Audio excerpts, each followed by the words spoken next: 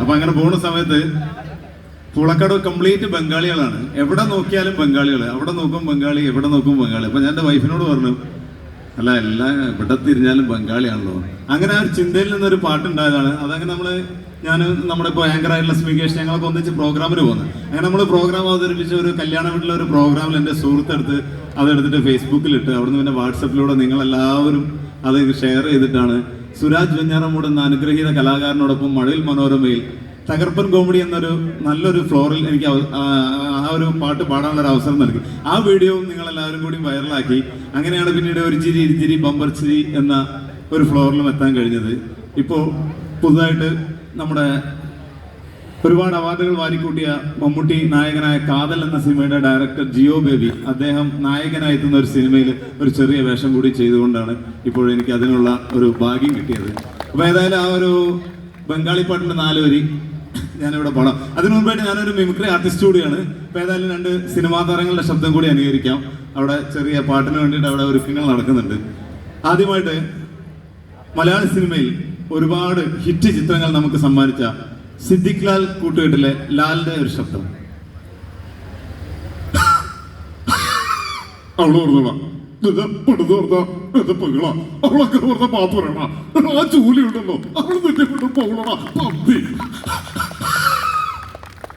അടുത്ത മലയാള സിനിമയിൽ തൻ്റെതായ ശബ്ദം അല്ലെങ്കിൽ തൻ്റെതായ ഒരു കോമഡി കൊണ്ട് ഒരു ഹരിശ്രീ എന്ന് തീർത്ത ശ്രീ ഹരിശ്രീ അശോകൻ.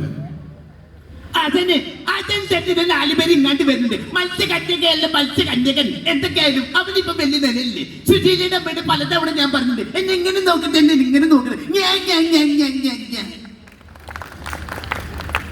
അടുത്തത് മലയാള സിനിമയിലെ എക്കാലത്തെ സൂപ്പർ ഹിറ്റ് ചിത്രമാണ് നരസിംഹം. ആ നരസിംഹം എന്ന ചിത്രത്തിൽ മോഹൻലാലാണ് നായകനെങ്കിലും നമ്മുടെ ആ ഒരു കോടതി സീനിൽ മമ്മൂട്ടി നന്ദഗോപാൽ മാരാർ എന്ന് പറഞ്ഞ ഒരു കഥാപാത്രത്തെ അവതരിപ്പിക്കുന്നുണ്ട്. അതിൽ മമ്മൂട്ടി ഒരു പ്രത്യേക സ്റ്റൈലിൽ ഒരു ഇംഗ്ലീഷ് ഡയലോഗ് പറയുന്നുണ്ട്. ആ ഒരു ഡയലോഗാണ് ഞാനിവിടെ അവതരിപ്പിക്കുന്നത്. ഇത് നമ്മുടെ ഒരു ചിരി ഇരുചിരി ബമ്പർ ചിരിയിൽ ഞാൻ അവതരിപ്പിച്ചിട്ടുണ്ടായിരുന്നു. അത് 3 ദിവസം കൊണ്ട് 10 ലക്ഷത്തിലേറെ കാഴ്ചക്കാരാണ് കണ്ടത്. അപ്പോൾ ആ ഒരു ഡയലോഗ് വേരിയേഷനാണ്. ശബ്ദം ചിലപ്പോൾ അടഞ്ഞതുകൊണ്ട് ശരിയാവുമെന്ന് അറിയില്ല, എങ്കിലും നിങ്ങളെല്ലാവരും ക്ഷമിക്കാം. ഗ്രഹണം ബാധിച്ചാൽ മതിനൊരു സമയമുണ്ട്. സൂര്യൻ കറുത്ത മറുവിട്ട് പുറത്തു വരും. അതുപോലെ തന്നെയാണ് സത്യവും.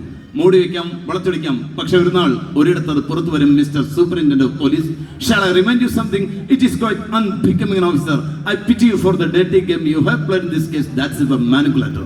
A police officer is supposed to be the watchdog of justice and servant of the society. But instead, you behave like a barking mad dog to wreak vengeance against the family enemy. A law-bearing citizen and an ex-judicial officer who always give predominant concern than any personal relationship or any personal bond. By incriminating such a poison loyal source of force, you approved a shift to the total police force of the country, Your Honor. That's all. I am Mara, Nandagopal Mara. ഏതായാലും നമ്മുടെ വൈറലായ ബംഗാളി പാട്ടുമാണ്.